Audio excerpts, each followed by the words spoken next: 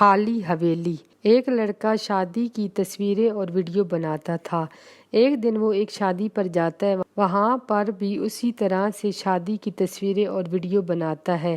وہاں پر ایک بہت ہی خوبصورت لڑکی ہوتی ہے جس نے سفید کپڑے پہنے ہوئے ہوتے ہیں۔ وہ لڑکا اس لڑکی کی بھی تصویریں اور ویڈیو بناتا ہے۔ پھر شادی سے واپس آنے لگتا ہے تو آدھی رات ہو چکی ہوتی ہے۔ وہ لڑکا اپنے موٹر سائیکل پر بیٹھا ہوتا ہے تو وہی لڑکی اس کے پاس آتی ہے اور کہتی ہے کہ آپ مجھے میرے گھر چھوڑ سکتے ہیں۔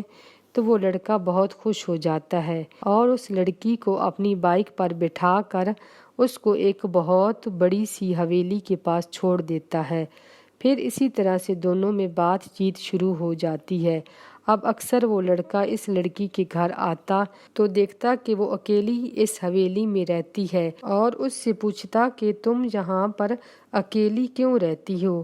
تو وہ لڑکی کہتی کہ میرے والدین ملک سے باہر گئے ہوئے ہیں کچھ مہینوں کے لیے۔ پھر وہ لڑکا خاموش ہو جاتا۔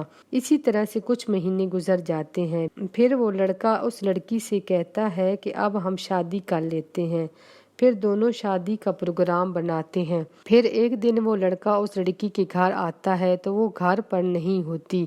پھر اس کے پڑوسی سے پوچھتا ہے کہ یہ لڑکی کہاں گئی ہے؟ تو وہ کہتا ہے کہ اس حویلی میں تو کوئی بھی نہیں رہتا، کتنے سالوں سے یہ حویلی خالی پڑی ہوئی ہے۔ پھر وہ لڑکا اس کی یہ باتیں سن کر بہت پریشان اور حیران ہو جاتا ہے۔ پھر گھر جاتا ہے اور اس لڑکی کی ساری تصویریں اور ویڈیوز دیکھتا ہے تو ان میں سے اس لڑکی کی کوئی تصویر نہیں ہوتی اور نہ ہی وہ ویڈیوز میں ہوتی ہے۔ پھر وہ لڑکا اس شادی والے گھر جاتا ہے اور ان سے بھی اس لڑکی کے بارے میں پوچھتا ہے تو وہ لوگ کہتے ہیں کہ ہم نے آج تک اس طرح کی لڑکی نہیں دیکھی۔ پھر وہ لڑکا اپنے گھر آ جاتا ہے اور کھانا پینا بند کر دیتا ہے اور ہر وقت اپنے ہی کمرے میں بیٹھا رہتا تھا اور اس لڑکی کو سوچتا رہتا تھا۔ اس کے گھر والوں نے اس لڑکے کو بہت سمجھانے کی کوشش کی لیکن وہ اس لڑکی کے بارے میں ہی سوچتا رہتا۔